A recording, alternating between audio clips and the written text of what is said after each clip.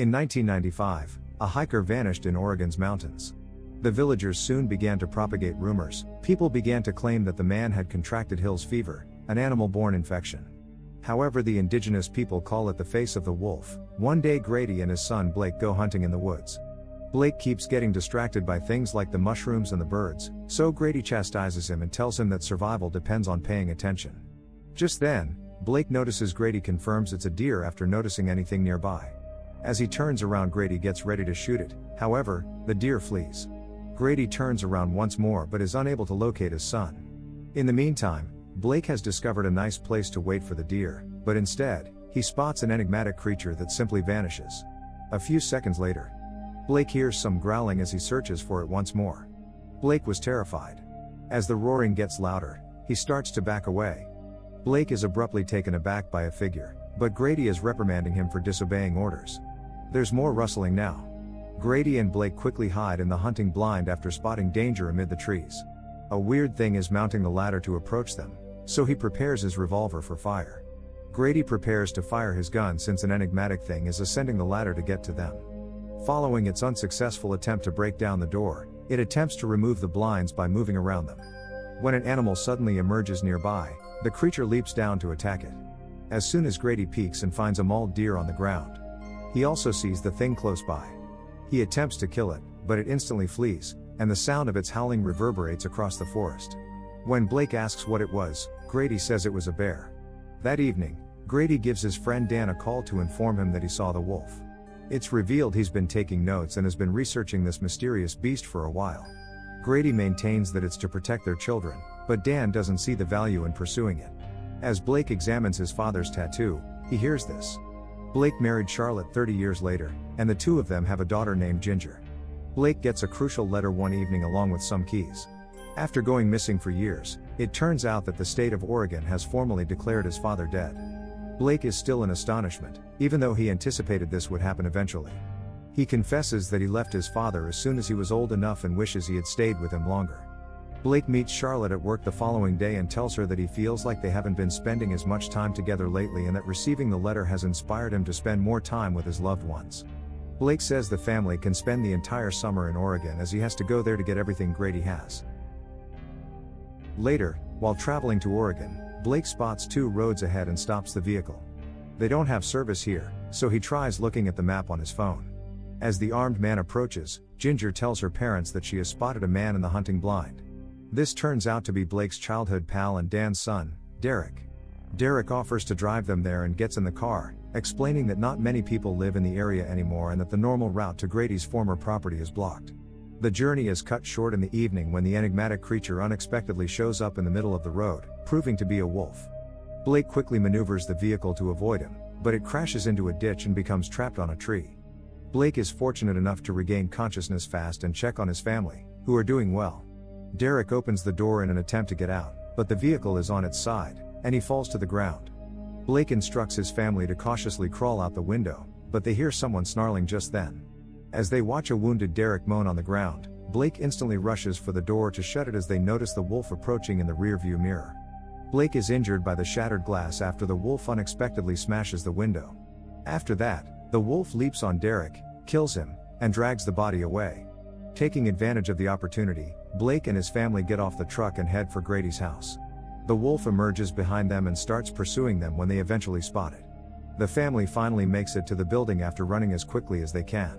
They rush inside and close the door, leading to the wolf to start banging on it while Blake holds it close. The monster beats furiously for a few minutes before giving up and walking away. The house and the farm buildings can now have light after Blake gets a flashlight and walks down the basement to turn on the generator. Blake tells Ginger that they will have to wait until dawn because it is unsafe to travel home at night. They have a moment of connection, and he also apologizes for not protecting her. Blake claims to have seen an animal standing upright like a person, and Charlotte questions what kind of item was on the road. After blocking the door with a cupboard, Blake tries to call for assistance using his father's old radio, but no one answers. He detects an odd odor at that very moment and follows it into a different area, where he is shocked to discover an abundance of jerky and beef. He tries it, but his jaw starts to hurt, so he believes he struck his face on the wheel in the collision. Charlotte, who is concerned, makes Blake sit down to examine his wounds when one of his teeth breaks and slips out of his mouth. Blake speculates that he may have been hurt by the broken window as she cleans the severe cut on his arm. She applies bandages to her arm before heading to the radio to try again. Following Charlotte, it doesn't appear to be a glass cut. Later, for added safety, Blake starts nailing some wood on the floor in front of the cupboard at the door. However, his hands are shaking and he strikes his fingers with the hammer. He hears banging in the distance as he heads to the kitchen to grab some water as he is sweating uncontrollably. He carries the hammer upstairs and discovers that the noise originates in a certain room. Blake cautiously enters and finds the closet to be the source of the noise. He opens it and gets confused to find that a spider is the source of the noise. Blake suddenly has lightheadedness and breathing difficulties. When he feels better after a few seconds, he heads downstairs to see how his family is doing. On the couch, Charlotte and Ginger are well, but Blake can hear footsteps coming and more growling sounds. He approaches the window slowly and begins to sniff the air as someone walks by outside. When Charlotte observes her husband's actions, she finds them odd. The wolf enters via the pet door and tries to drag Blake out by grabbing him by the leg as he approaches the door. Taking the hammer, Charlotte strikes the wolf's arm to make him release his grip. Blake yells in agony and then faints. Blake wakes up on the couch later and tries to find his family, but all he can hear is a weird, distorted sound. Following it down the basement, he discovers Ginger dozing off while Charlotte continues to use the radio to call for assistance. She throws the microphone in disgust after failing once more. She hears Blake gasping at that very time and turns to see him standing in the shadows. As he approaches her, Blake tries to talk, but all that comes out of his mouth are mumbling noises. Blake begins to wet his pants as Charlotte explains that she is worried about him but is unsure of what to do, so she has to take him upstairs. Blake finds that his hair is falling out as he lies down. To check if he can write, Charlotte provides a pen and paper. Blake picks up the pen and struggles to write, but eventually he spells dying. He's just unwell, Charlotte tells him, and he'll be okay soon. Blake can't hear her and his vision has grown warped with a faint blue tint, so he just looks while she continues to speak words of love and care. He tries to explain his situation to her, but Charlotte is also unable to comprehend him. When Charlotte takes off the bandage and rolls up Blake's sleeves, she finds his arm in appalling shape.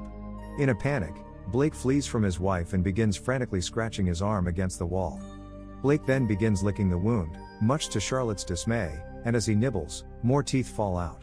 Suddenly, he pauses and stares at Charlotte, who is frightened, for a few seconds before turning to leave. Charlotte pursues him, but she leaves him alone because they are unable to converse. She spots a rundown truck outside and manages to jumpstart it. Before the family can drive away, the creature smashes the windshield, forcing them to seek shelter atop a greenhouse.